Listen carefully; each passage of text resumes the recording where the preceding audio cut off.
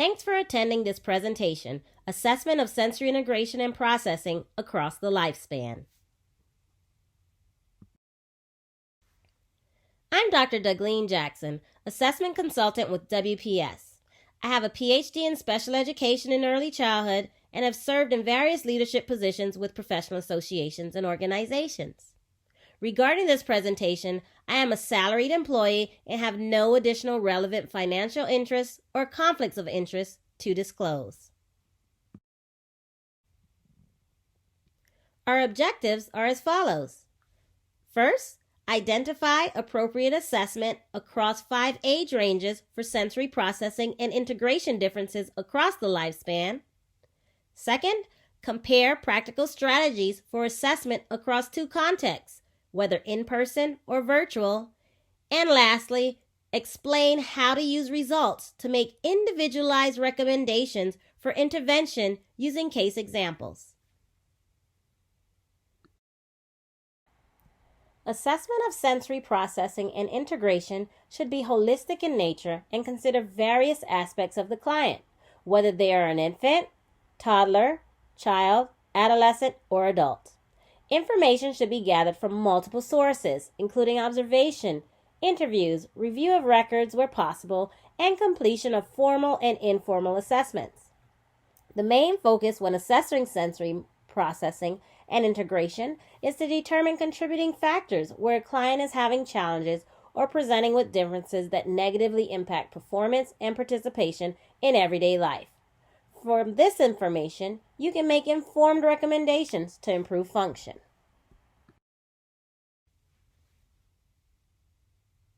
Meet Johnny. I'm sure many of you might come across a kiddo just like this in practice. A child labeled as having a behavior problem and is often punished. Johnny is just having difficulties processing sensory information in his environment and integrating it all to function.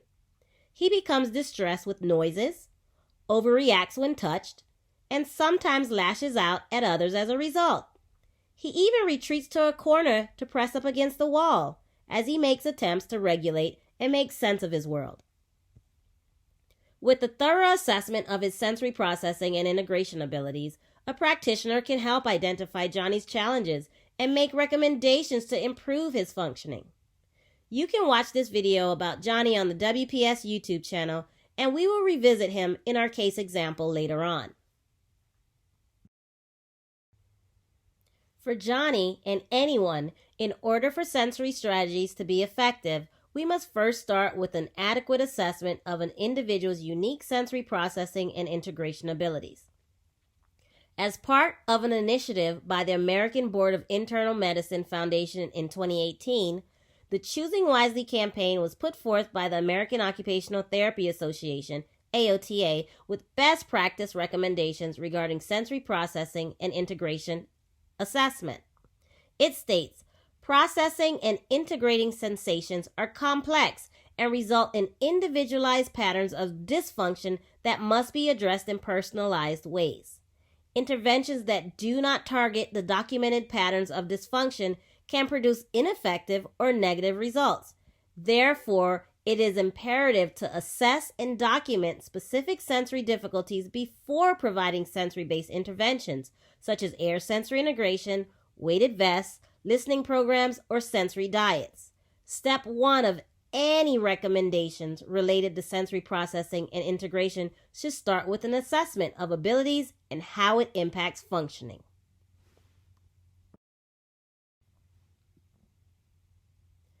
Sensory integration and processing impacts functioning, and we can assess this through various means. This can be achieved through direct observation, interview, records review, performance-based assessments, and self or caregiver report. Today, I want to provide you with an overview of a standardized assessment that's a rating scale to help you identify sensory integration and processing difficulties across the lifespan.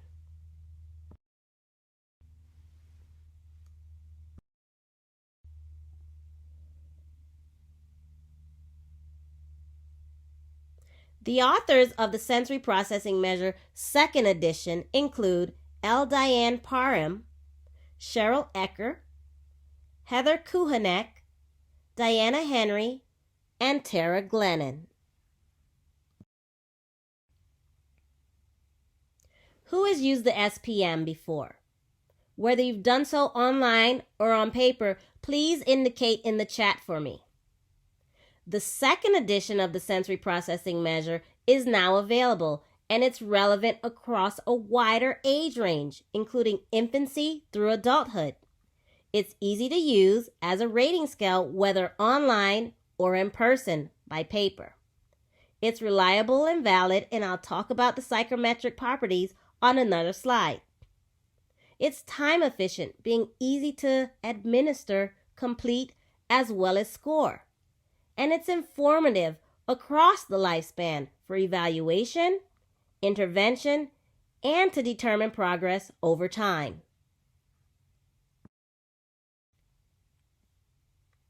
The Sensory Processing Measure Second Edition is a revision and expansion of the Sensory Processing Measure, which first was published in 2007. In 2010, the Sensory Processing Measure Preschool came out. With the Sensory Processing Measure Second Edition, the age range now expands downward to include infants and toddlers, and upwards to include adolescents and even adults. The SPM2 can be used in many different settings where assessment of an individual's developmental abilities, strengths, and weaknesses is useful. This includes schools, clinics, hospitals, community agencies, residential facilities, and even in research. Like the previous editions of the Sensory Processing Measure and the Sensory Processing Measure Preschool, the Sensory Processing Measure Second Edition is anchored in Ayres sensory integration theory. Developed by A. Jean Ayres, this theory postulates that how the central nervous system integrates and responds to sensations from outside and within one's own body influences physiological, regulatory, emotional, motor, and adaptive functioning. Thus, if the integration of sensation is not efficient or effective, a person may be unable to learn efficiently, regulate their emotions, or function at an expected level in daily activities. Additionally, difficulties at the level of integrating sensation often affect higher level functions such as praxis, the ability to plan and organize movement, and social participation. As discussed in Occupational Therapy Practice Guidelines for Children and Youth with Challenges in Sensory Integration and Sensory Processing, a variety of terms have been used to describe the organization and use of sensory information for everyday functioning.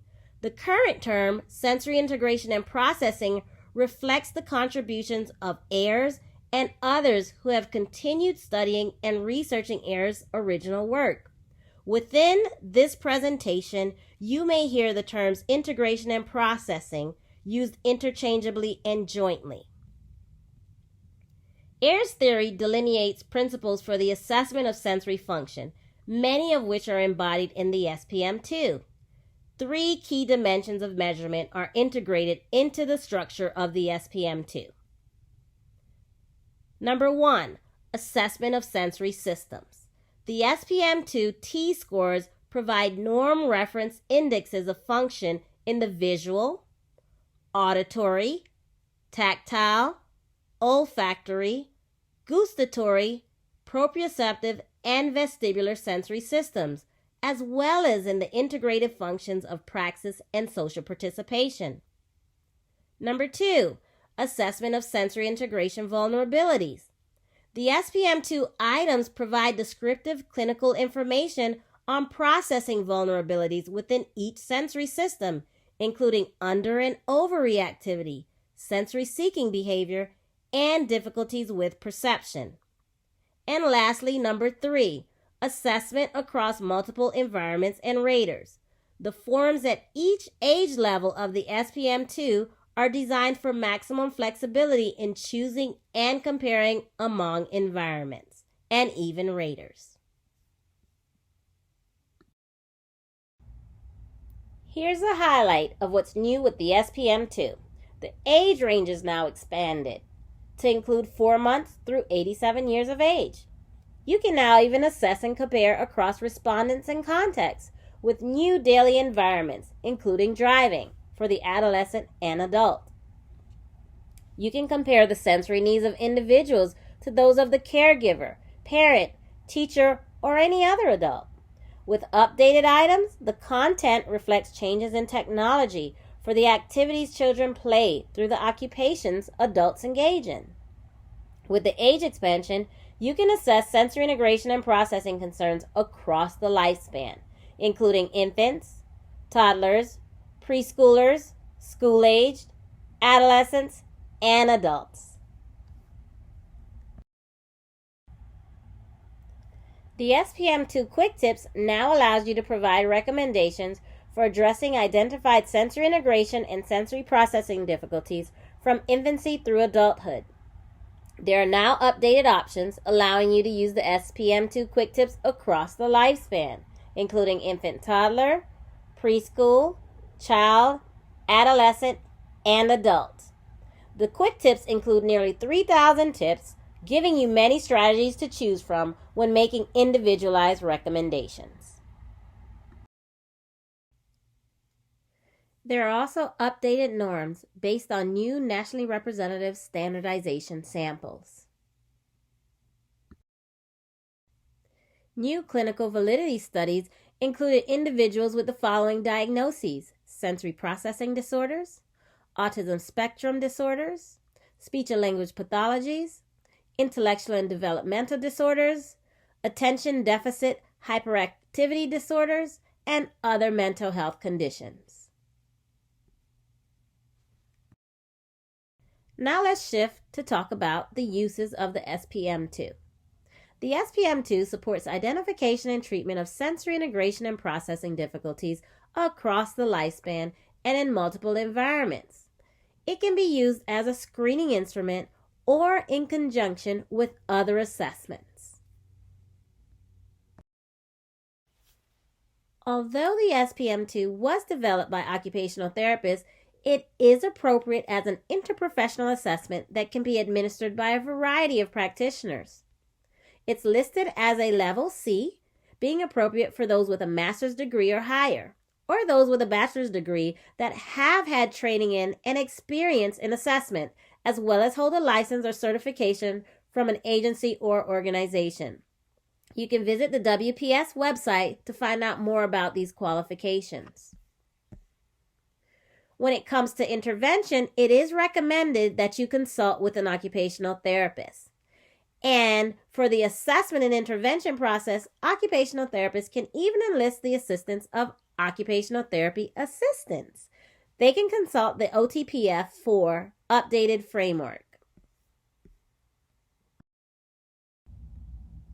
Some of the key features of the SPM2 is that it is an assessment that allows you to look at sensory integration and sensory processing vulnerabilities. The SPM2 items provide descriptive clinical information on processing vulnerabilities within each sensory system, including over and under reactivity, sensory seeking behavior, and difficulties with perception. Another key feature of the SPM2 is the ability to assess sensory systems. The SPM2 T-scores provide norm reference indexes of function in the visual, auditory, tactile, olfactory, gustatory, proprioceptive, and vestibular sensory systems, as well as in the integrative functions of praxis and social participation.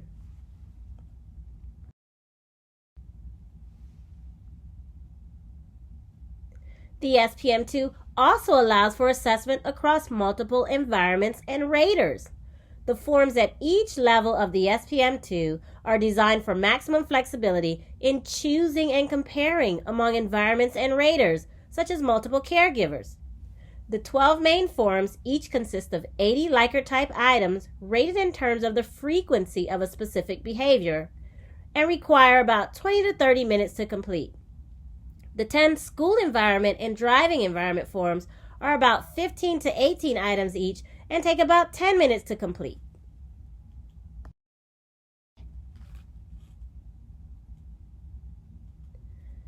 The SPM2 is available in print and digitally through the WPS online evaluation system. There is one manual across all age ranges, and there are various forms across the lifespan for completion by caregivers, teachers, and self-report. You'll find infant and toddler forms, preschool, child, adolescent, adult, and environment forms.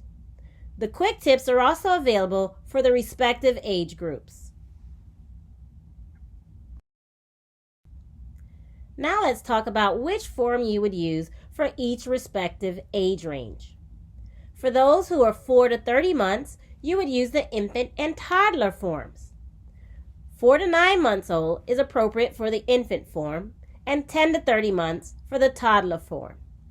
With this age range, you have a caregiver self-report form, which is a self-rating completed by the parents or caregivers of infants and toddlers. The preschool forms are appropriate for ages 2 to 5 years. You'll find a home form, a school form, and then there are quick tips for the preschoolers. The child age range covers 5 to 12 years. You'll find a home form, school form, various environment forms, as well as a child quick tips.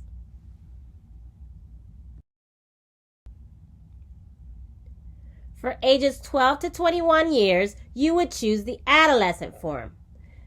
There are home forms, school forms, self-report forms, as well as adolescent driving environment forms.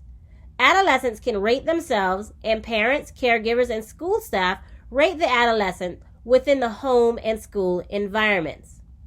Take note that the driving form doesn't determine someone's physical ability to drive, but looks at how sensory features and their ability to adjust to them might impact the occupation of driving.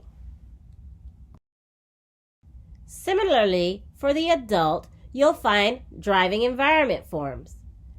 There are also rater report forms and self-report forms for those aged 21 through 87 years. Adults rate themselves and spouses, partners, parents, other adult family members, or caregivers rate the adult within the home and community environment. The self-report will be completed by the adult.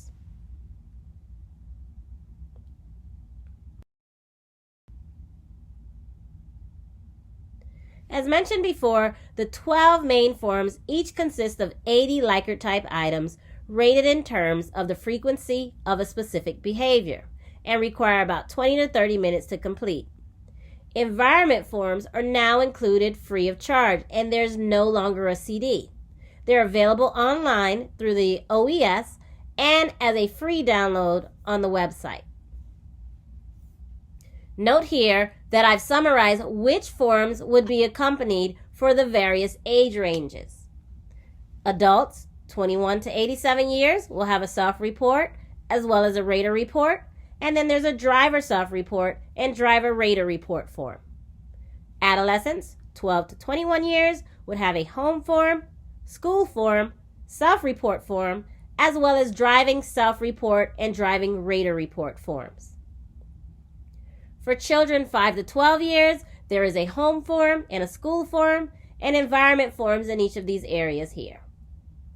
Preschoolers ages 2 to 5 would use the home form or school form, and the infant and toddler ages 4 to 30 months would use an infant form, toddler form, or caregiver self-report form.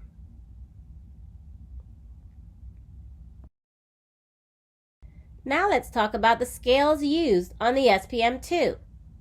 You have vision, abbreviated VIS, hearing, HEA, touch, TOU, taste and smell, TNS, body awareness, BOD, balance and motion, BAL, planning and ideas, which is PLN and no longer PLA, and social participation, SOC.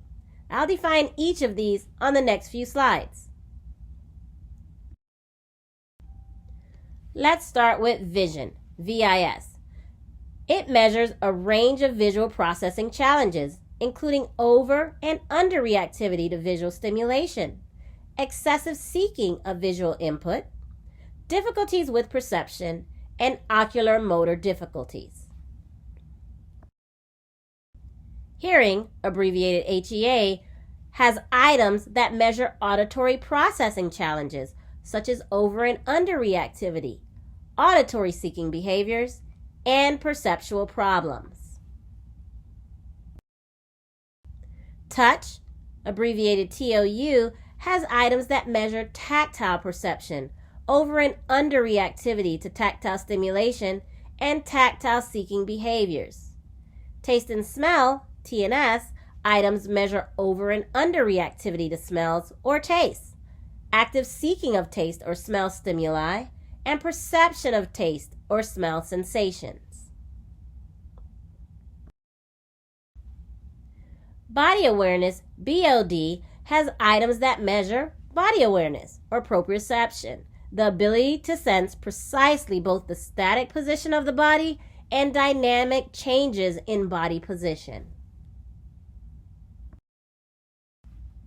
Balance and motion, BAL, has items that measure balance and equilibrium or vestibular function and assess perception and over or under reactivity to sensations of moving throughout space. Planning and ideas, abbreviated PLN, has items that measure praxis, the ability to conceptualize, plan, and organize movements in order to complete novel motor tasks. Social participation, SOC, has items that measure participation in social activities in the home, community, or school, including the ability to get along with friends, parents, teachers, and other significant peers and adults in their environment. Each scale now has its own individual score. The sensory total is a composite of 6 sensory scales, including vision, hearing, touch, taste and smell, body awareness, and balance and motion. Planning and social participation scales are not included because they do not contribute to the sensory total due to representing higher level integrative processes influenced by cognition, context, and multisensory information. Now let's move on to talk about administration and scoring of the SPM-2. The SPM-2 is a great option whether you're in person or remote. With telehealth, it is helpful when virtual, as you can share a link via email using the WPS Online Evaluation System, or OES.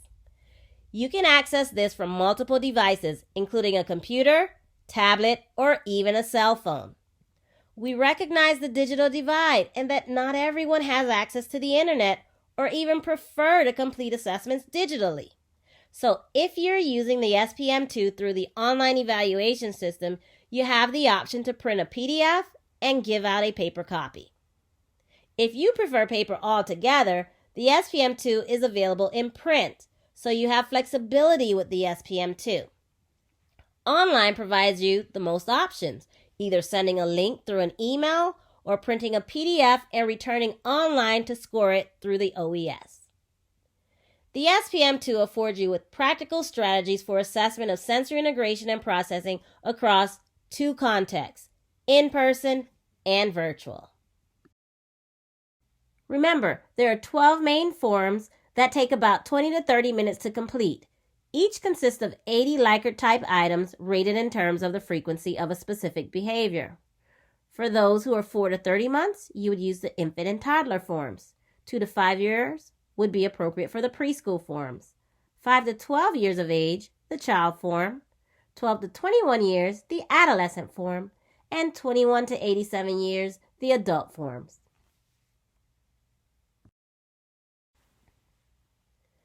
The 10 school environment and driving environment forms include 15 to 18 items each and take about 10 minutes to complete. They are also rated using the Likert scale from never through always. The art form is completed by an art teacher or assistant. The school bus form is completed by a school bus driver or assistant. The cafeteria form is completed by a cafeteria supervisor or assistant. The music form completed by a music teacher or assistant. Physical education form completed by a PE teacher, assistant, or coach. The recess and playground form will be completed by a playground supervisor or assistant. The SPM2 adolescent and adult driving environment forms may be used in conjunction with the other forms for the adult and adolescent range. These brief driving forms provide cutoff scores to indicate general sensory integrative and processing problems while driving. The self-report driving form should be completed by the adolescent or adult. The rater report driving form should be completed by an adult who is familiar with the adolescent's or adult's driving ability. These forms should only be used with individuals who are already legal drivers and should not be used to recommend whether or not they are competent to receive or retain a driving license.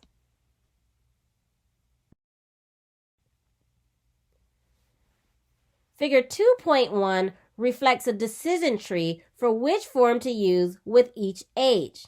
You can see where there is overlap in order to determine the correct form to use.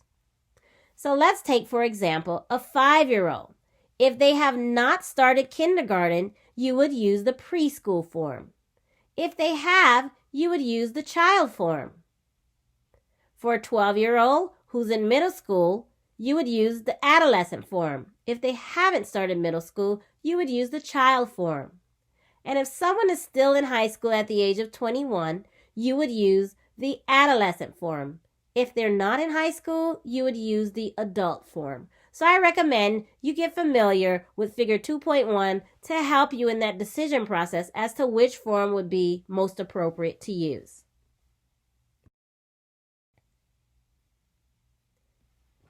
The SPM2 items employ a rating scale based on how frequently behaviors occur.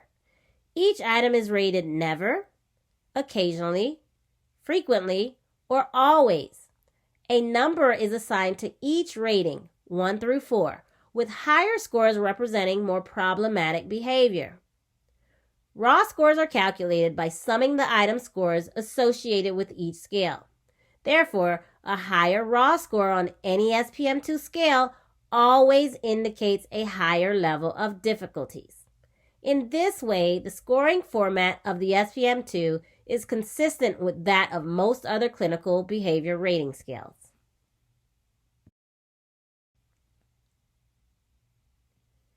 The SPM2 forms are written at about an 8th grade reading level.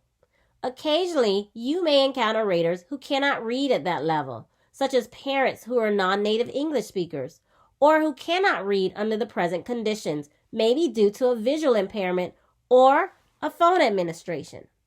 In these instances, it is permissible to complete the form by reading it to the rater. However, you must read the instructions and items exactly as they are written on the SPM2 form. You should also note the administration procedure in your written report.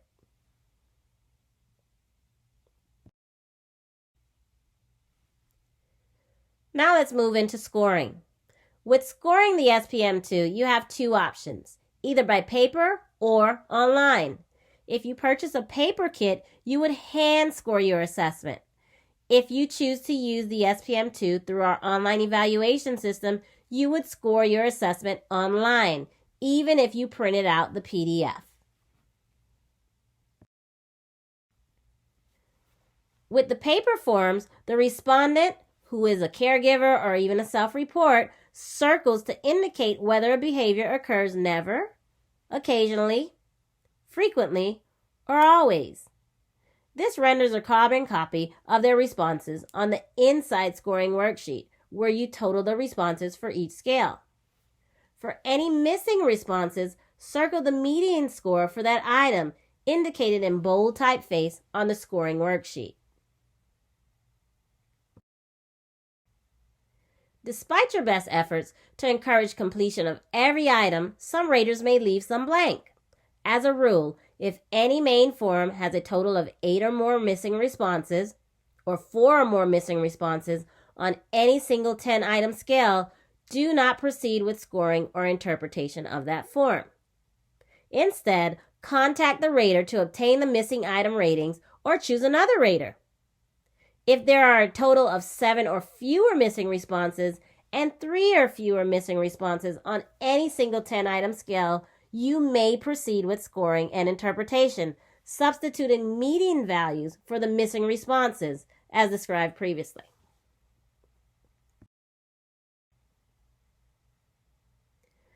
With the paper form, you'll see inside an auto score form. You'll want to calculate the raw score for each scale, except the sensory total, by summing the circled item scores and entering the total in the corresponding raw score box. You'll then calculate the sensory total raw score by summing the raw scores of the vision, hearing, touch, taste and smell, body awareness, and balance and motion scales. Do not include the raw scores for planning and ideas and social participation scales in the sensory total raw score. Enter the total in the sensory total raw score box. Transfer the raw scores for each scale, vision, hearing, touch, taste and smell, body awareness, balance and motion, the sensory total, and the individual scores for planning and ideas and social participation to the corresponding spaces on the lower half of the score summary sheet, which you'll see over here. On the score summary sheet, circle the raw score value for each scale in the scales column. Connect the circle values for a visual representation of the SPM2 results. The SPM2 interpretive ranges are delineated by shading, with typical having no shading, moderate difficulties having light shading, and severe difficulties having a darker shading. For each circled raw score, read across the row to obtain the T-score and percentile rank on the left or right margins. Enter the T-scores for each scale in the corresponding space below its raw score.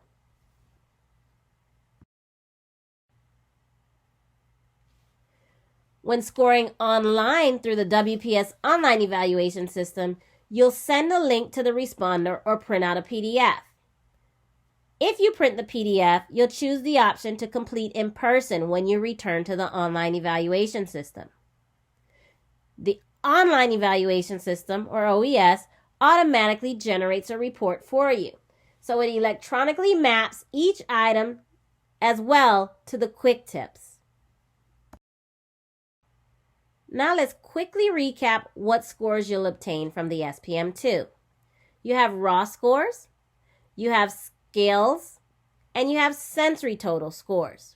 Remember, the sensory total includes only the following 6 scales: vision, hearing, touch, taste and smell, body awareness, and balance and motion. Planning and ideas and social participation are not included.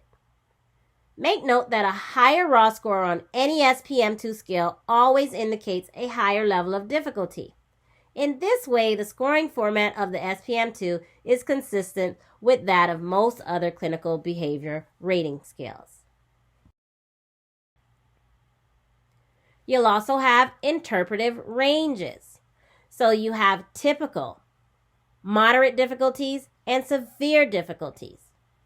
Similar to other tests in which higher scores indicate greater difficulties, T-scores in the range of 40 to 59 represent typical functioning. T-scores in the range of 60 to 69 represent moderate difficulties in functioning. And T-scores of 70 or above represent severe difficulties in functioning. SPM2 raw scores for each of these scales are converted into normalized T-scores, a type of standard score which has a mean of 50 and a standard deviation of 10. SPM2 standard scores are used in conjunction with an analysis of item responses to develop an interpretation of a client's functioning. Standard scores are also used to calculate the difference score, which allows clinicians to compare sensory functioning across any 2 forms. The briefer school environment and driving environment forms are interpreted via cutoff scores, indicating whether a client is experiencing more problems in that setting than 90% of the participants in the normative sample for that age group.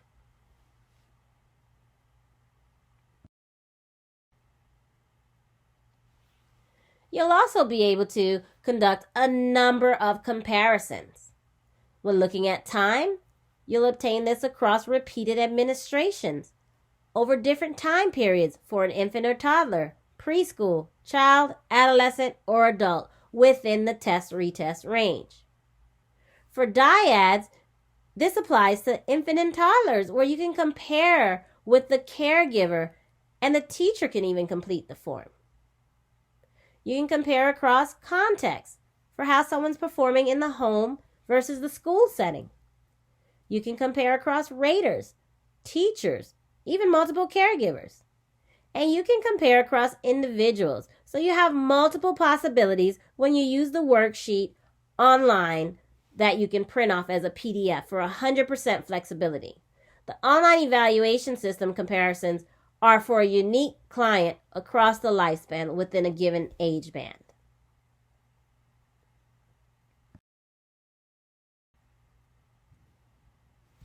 Now let me provide you with a brief overview of some of the psychometric properties of the SPM2. I'll talk about standardization, reliability, and validity, and encourage you to refer to the manual for more detailed information. The standardization sample included 3,850 typically developing participants, ranging in age from 4 months to 87 years. There was a separate sample of 639 clinical participants across all age levels that were used to verify the SPM2 to show that it differentiates between typical and clinical populations. For each age level, there were separate demographically representative normative samples collected.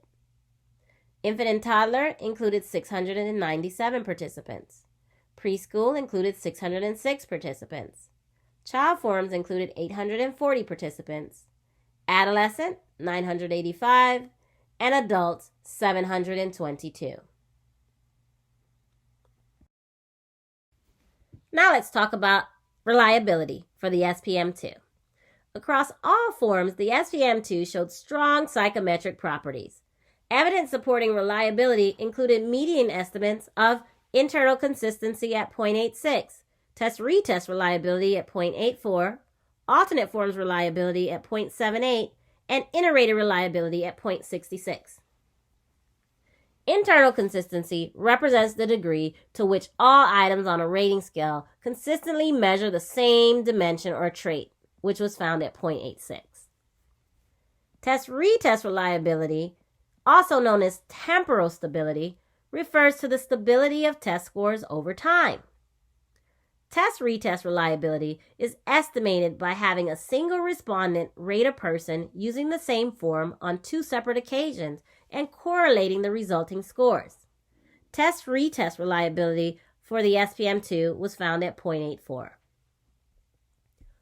Alternate forms reliability refers to the consistency of scores obtained from the same respondent, rating the same person on 2 different forms.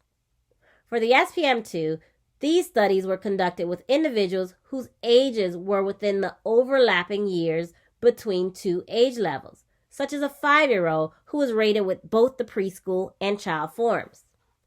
This study consisted of 54 participants, infant through adult, from the standardization sample who were assessed with each alternate form. Alternate forms studies emphasize the equivalency of parallel forms intended for different age ranges. As expected, the pairs of parallel forms across all age levels showed a strong median correlation of 0.69 for the 10-item scales and 0.84 for the 60-item sensory totals.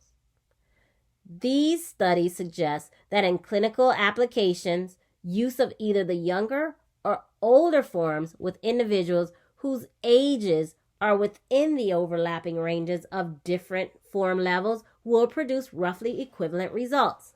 Therefore, determining which form to use when an examinee's age falls within the range of 2 forms is primarily a clinical decision. This was found at 0.78 for the SPM2. Inter-rater reliability refers to the consistency of scores obtained from different respondents, such as 2 parents, who rated the same person using the same form. The SPM2 inter-rater reliability study consisted of 188 participants, infant through adulthood, from the standardization sample who were assessed twice with the same form, once by the primary respondent and once by a second respondent.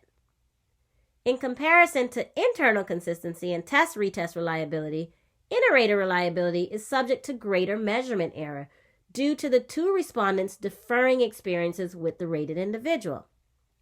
Therefore, scores from the 2 respondents are expected to correlate moderately with each other and less strongly than internal consistency or test-retest correlation.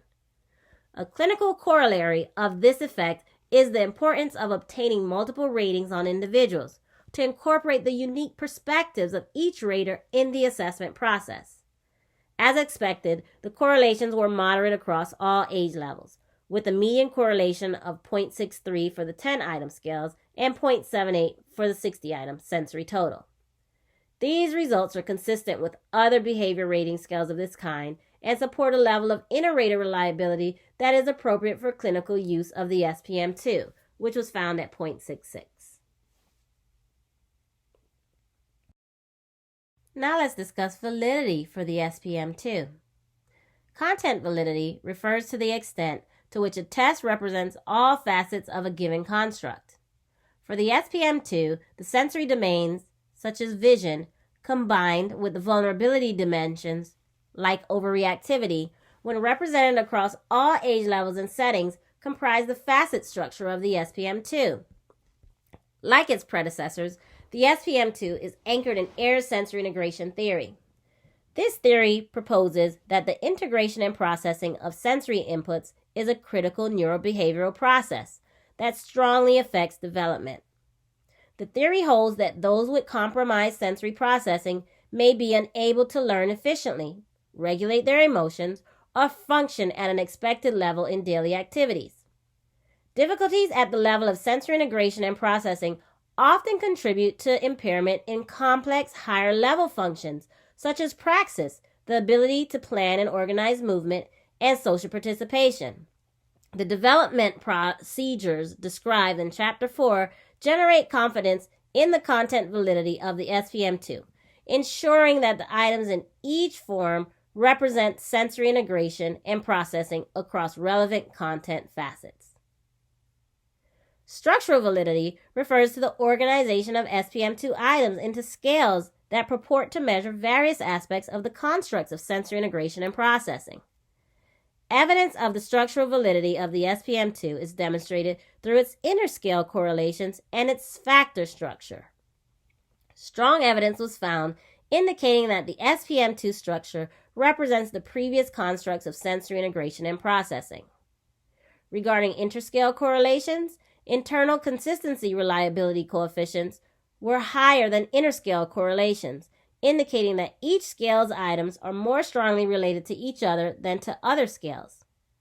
Regarding factor analyses, the 8-factor model or sensory system domains was the better fit, indicating that these scales meaningfully distinguish distinct aspects of sensory integration and processing constructs. Construct validity refers to how well a test performs in measuring a theoretical construct of interest.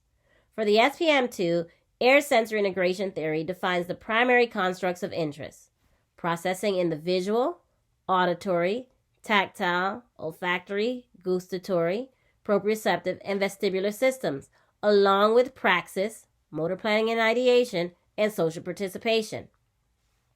The SPM2 is designed to provide access to these theoretical constructs through its T-scores. Equivalence was found with the previous editions of the SPM and SPMP. Convergence was demonstrated with the Sensory Profile and Sensory Profile 2nd edition. Convergence was also found with the Adaptive Behavior Assessment System 3rd edition, which provides a complete assessment of adaptive skills across the lifespan.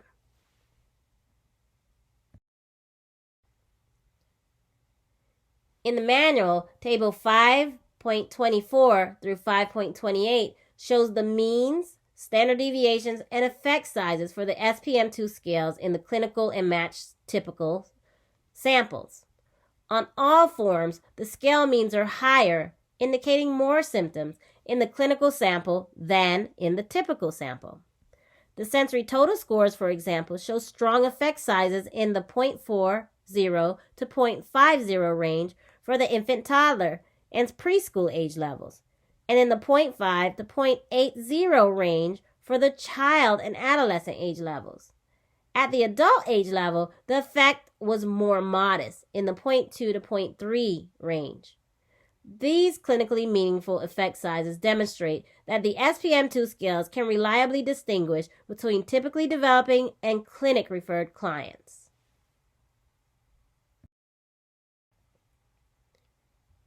Table 5.35 displays the sensitivity and specificity associated with various values of the sensory total T-score for all SPM2 forms. Sensitivity refers to a rating scale's ability to detect true positive cases of the disorder in question. Specificity, on the other hand, refers to a scale's ability to exclude cases that do not have the disorder in question. To illustrate, Table 5.35 shows that at a cutoff score of T for 60, the sensory total scale has sensitivity of 0.72 and specificity of 0.83. In practical terms, this means that 72% of the individuals with sensory processing disorders had sensory total scores of 60 or greater, whereas 83% of the typically developing individuals had scores of 59 or less.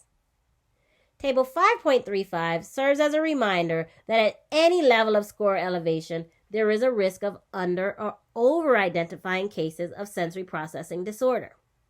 In support of the criterion-related validity of the SPM2 sensory total scale, it is worth noting that only 2% or less of typically developing individuals had T-scores of 70 or higher on any SPM2 form. Specificity was at 0.98. This finding demonstrates that when an individual scores in the severe difficulties interpretive range with a T-score greater or equal to 70, there is a strong probability that the individual has clinically significant problems with sensory processing or integration.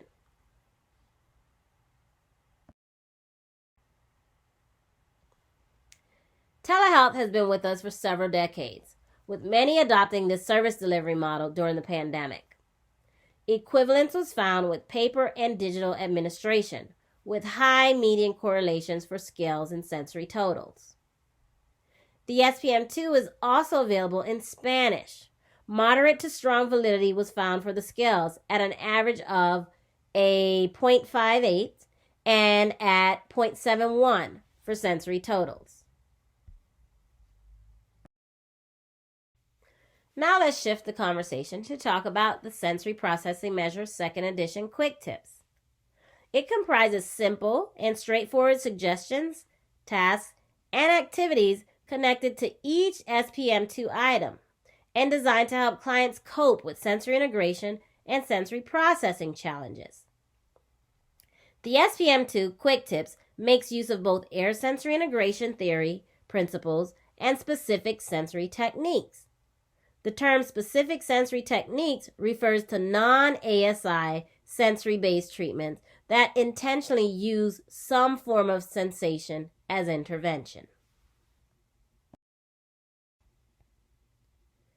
The SPM2 Quick Tips is available across the lifespan with corresponding quick tips to the various age ranges of infant and toddler, preschool, child, adolescent, and adult. It's available either in a print version or for use through the online evaluation system. There isn't a PDF available anymore because it's all available online. The SPM2 Quick Tips is an expansion of the previous Quick Tips that now helps to support your clinical and professional reasoning. It also shapes how you can establish goals and plan your intervention. Many use the quick tips to provide recommendations and intervention for the clinic, school, home, and community settings. Primary users are occupational therapists making recommendations based on the SPM2 results in collaboration with team members. This may include an occupational therapy assistant as well. The recommendations are then implemented by parents, caregivers, early intervention providers, teachers, school personnel, and other professionals.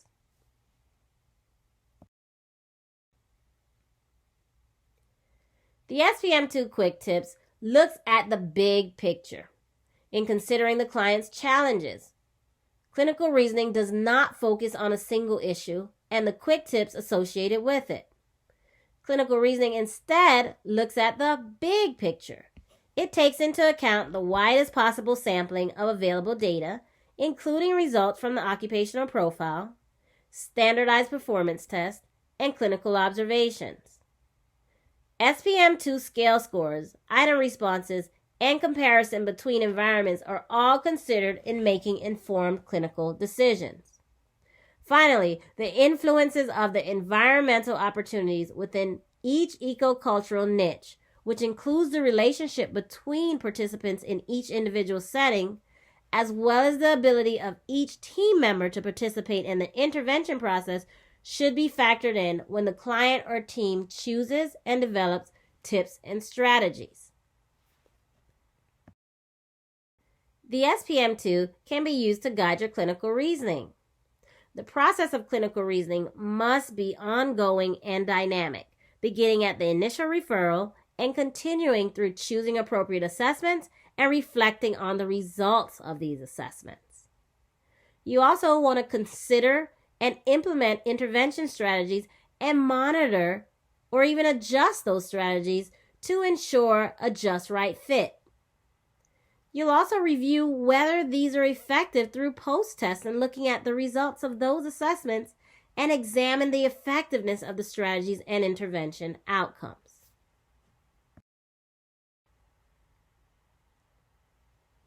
Every SPM2 Quick Tips is aligned with an assessment item from the SPM2. And these tips are suggestions that are designed to further one of the 7 objectives, which I'll show you on the next screen. Be sure to check out a video on our YouTube channel that shows you how to use the Quick Tips. To access the Quick Tips, you must first log into the WPS online evaluation system at platform.wpspublish.com. Your organization manager needs to make sure you also have access to it by transferring it, similar to how you would check out a library book. Locate the client who you have previously administered an SPM2 assessment. Click on the SPM2 Reports tab, which will take you to another screen where you will find the button to create an individualized quick tip for that particular person. At the bottom, you'll click on the Create Quick Tips Report button, and this will take you to a different screen where you will see all of the item responses from the SPM2 assessment.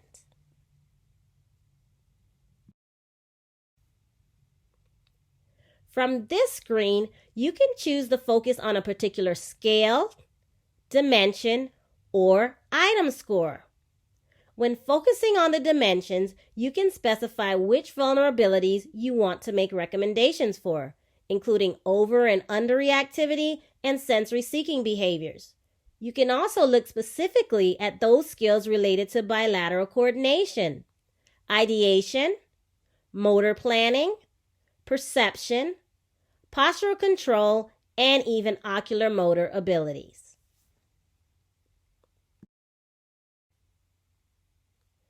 Another option is to focus on certain item responses, such as those rated as a 3 or 4. Remember that scores with a higher number indicate more problematic behaviors related to sensory integration and processing.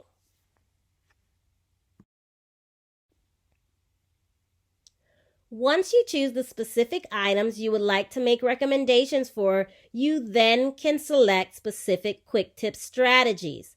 As you see on this screen, I checked the box under hearing for these two specific ones related to this SPM2 item. For planning and ideas, I also selected 2 for this particular item, as you have several to choose from. After selecting all of the quick tips to be made as recommendations, the last step is to name your report and provide a brief description. You can then click the Finish button and a quick tips report will be generated. I will show you a completed report when we look at our case example for Johnny.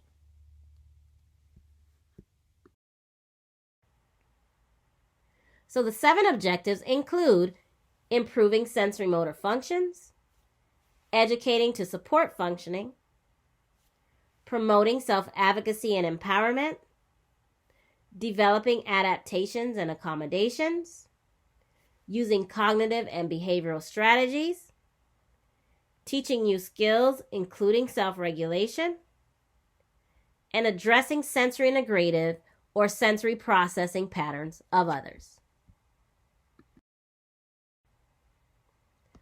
All members of the client's team can participate in implementing sensory-based strategies in various contexts. The team can include parents, other family members, caregivers, babysitters, early intervention providers, daycare providers, all therapists, including OTs, PTs, OT assistants, PT assistants, and speech and language pathologists, school staff, paraprofessionals in the classroom, and those working in other environments. You want to be sure to partner with everybody because each of these recommendations will only be effective if someone is there to assist with implementing them, unless the client is independent with doing so. Remember that you can implement quick tips in a variety of settings, including the home, school, work, and community environments.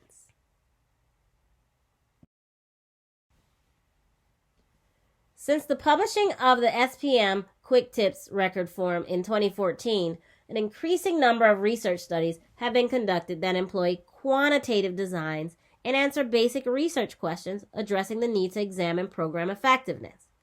The Quick Tips record form, which appears here, meets that need, providing a way to record the implementation of individualized strategies embedded in a child's routine at home, in the community, and at school. This form documents how often individualized strategies across the lifespan and environment are conducted, and it helps you see whether over a period of time they're being effective. They can help you as a practitioner determine which strategies and accommodations may need to be adjusted or continue because they're shown to be effective. This form can be downloaded online from the SPM2 Quick Tips online module program as a fillable PDF, which can automatically tally the numbers. It can also be copied from the reproducible copy at the end of the user guide in the print versions of the SPM2 Quick Tips. Recording the data is a critical part of the intervention process. Properly recorded data will help the client, you, and or your team discern which strategies are or aren't contributing to the client's progress. Recording data daily will encourage and hold the client and or each team member accountable, much like using a fitness tracker. Consistent participation by each team member is encouraged. Note that the record form, when used on a tablet or computer, automatically tallies the numbers you enter.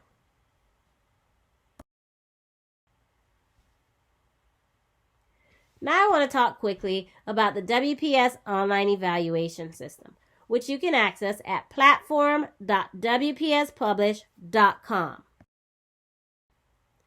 Product information for ordering can be found on our website, which is wpspublish.com.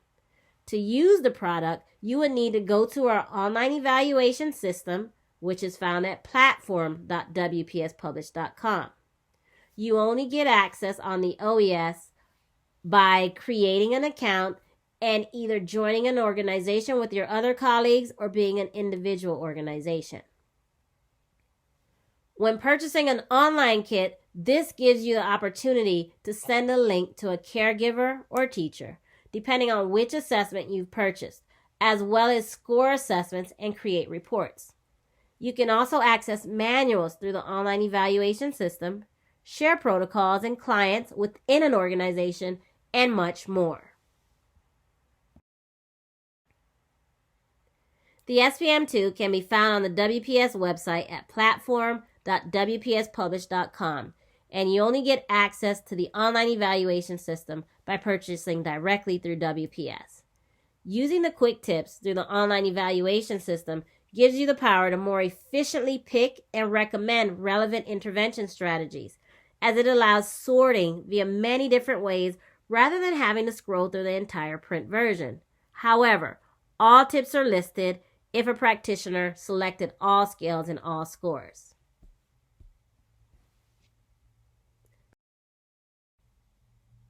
Our online evaluation system can be found, as I said, at platform.wpspublish.com. Visit our YouTube channel to watch videos that will show you how it works.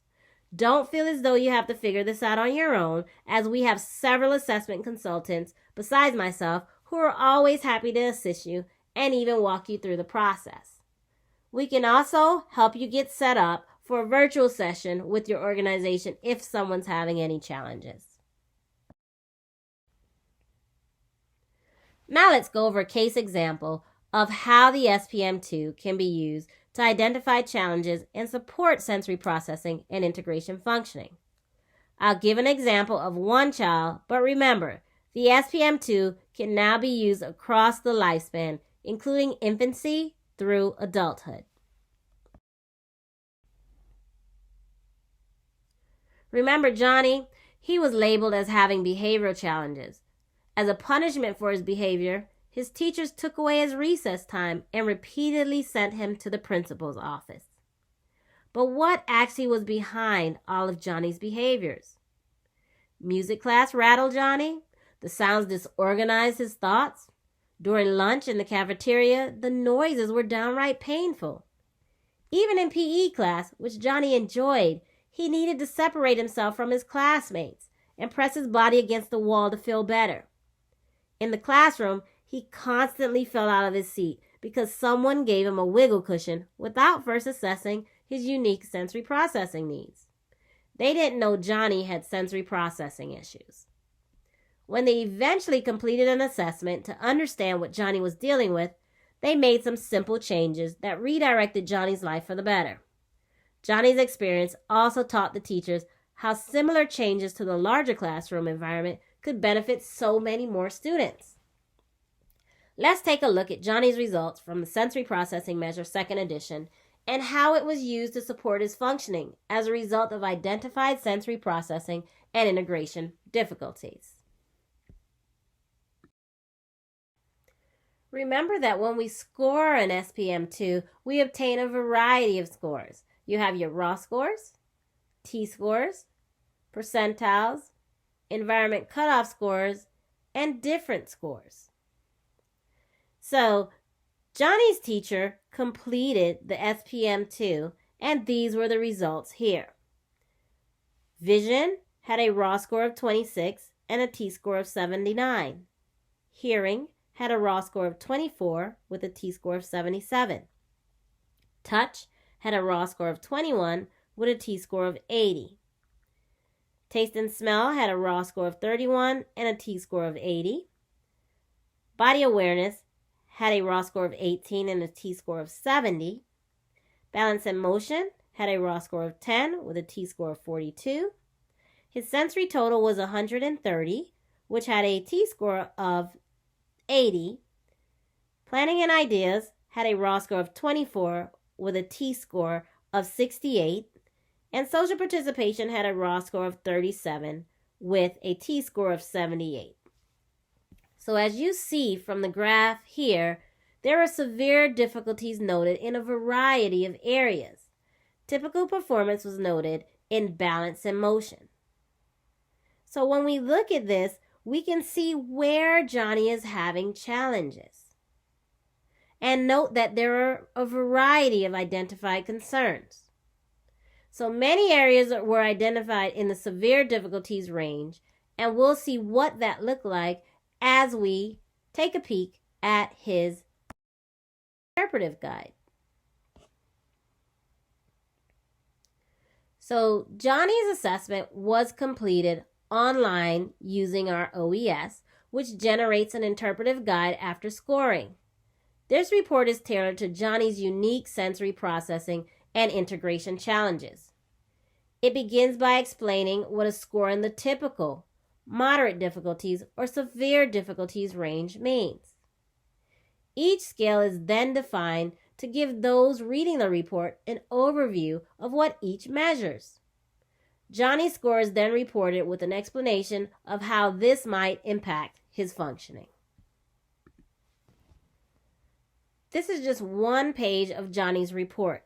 And if you notice at the bottom for vision, it says the vision scale items measure a range of visual processing challenges, including over and under reactivity to visual stimulation, excessive seeking of visual input, problems with perception, and ocular motor difficulties thought to affect the integration of visual with vestibular and proprioceptive information. Johnny scored severe difficulties in this range, and it goes on to explain what this means. A score in the severe difficulties range usually indicates consistent and significant problems with visual processing. This client may appear distracted or distressed in environments that are visually rich, or may try to avoid environments that are visually overwhelming. Often they will perform poorly in functional activities that depend on visual information processing, such as recognizing familiar faces or images, matching pictures, identifying letters and numbers, and interpreting road signs. On the final pages, you'll find a summary of test data, including individual items and their responses. The individual scores are also reported in two formats, allowing the person scoring the report to go back and complete an item analysis to determine specific concerns and how to best make recommendations to support Johnny's functioning.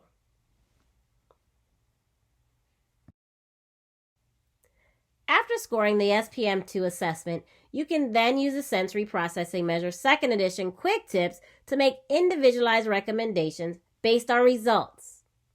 As many items as you'd like can be chosen, and then unique strategies can be selected to generate a report so others can implement strategies in the school, home, and even community environments. These can be modified as well to be even more client-centered to meet Johnny's needs. So as you see here, I just chose a few items because you don't want to overwhelm whoever is implementing these strategies. So I looked at the touch domain and chose the item lashes out or withdraws when accidentally touched by others. This dimension came up as overreactivity. And I selected a few items to address this. One of the items says to facilitate understanding and support, teach all staff why the child can find accidental touch to be physically uncomfortable or even painful, and how to deal with this avoidance, which is not meant in a personal way, but is an automatic reactive and protective response. Also, I want to remind the child of ways to communicate instead of pushing back, such as saying, "Don't push me," or "I need more space." This allows them to use language instead of physical force to have their needs met. I also wanted to give the child a heavy book to hold or a pressure vest to wear while standing in line, and recommend that in the community they enroll him in activities such as tumbling, wrestling, or karate class. Similarly, for the item of plays too roughly with peers and rocks, sways, or squirms when seated, I chose some recommendations to give to the teacher as well as his parent. Note that here, objectives are also listed because remember, each of our recommendations aligns with one of 7 objectives. So each item corresponds to one or more of these, being focused in these 7 areas listed here. For this particular strategy from the SPM2 Quick Tips, you can see that the recommendation is aimed at improving sensory motor functions and educating to support functioning as it relates to Johnny's sensory seeking behaviors related to balance and motion. So the objectives were 1 and 2, and that's where they align with on this key.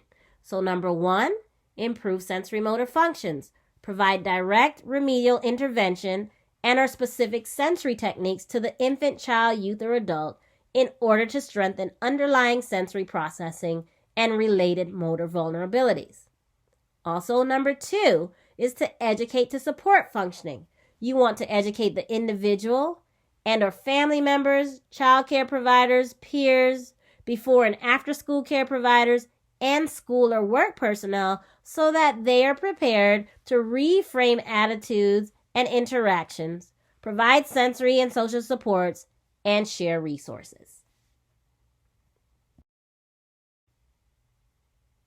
Remember that data is important to determine whether our recommendations are being implemented and whether they are effective.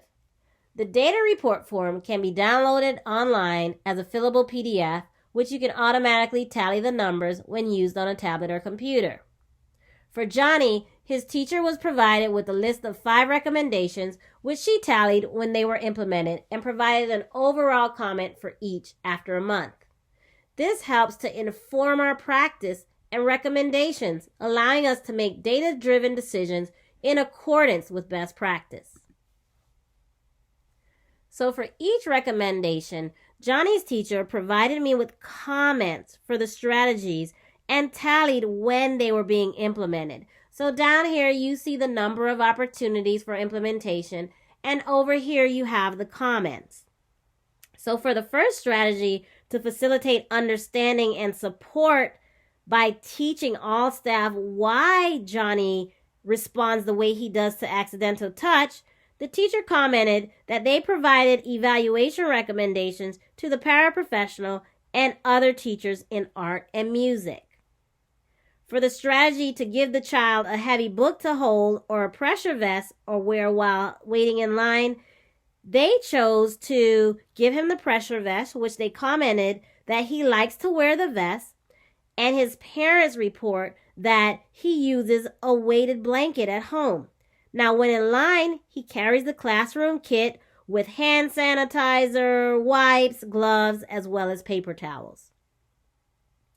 For the recommendation to remind him to communicate instead of pushing back, they said that he's been using phrases like, "I need my space," when others get too close to him.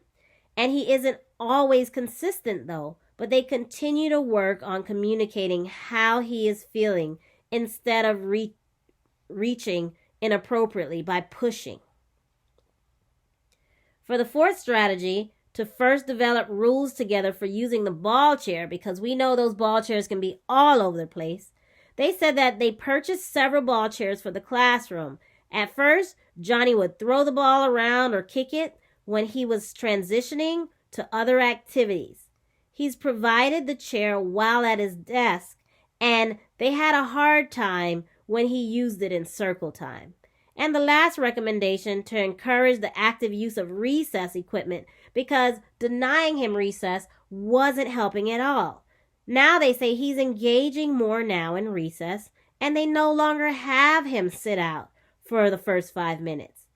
They see a difference after he gets to run around, even use the swing, even how he's interacting with his peers. So this is Johnny now, after having an assessment completed to better understand his behavioral challenges. The SPM2 was used to first identify Johnny's sensory integration and processing difficulties, with the SPM2 Quick Tips being used to recommend strategies and supports to improve Johnny's functioning. He's now functioning better in his school environment and benefiting from engaging in recess too. You too can be instrumental in using this assessment and accompanying resources to identify sensory processing and integration challenges across the lifespan, from infancy through adulthood. You can find out more about the SPM2 and SPM2 Quick Tips at the link provided here.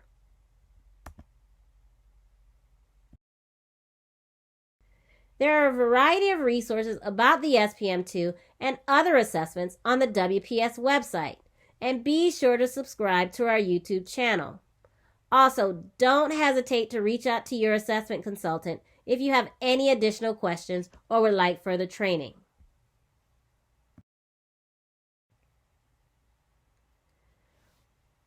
Finally, I want to conclude with a few statements.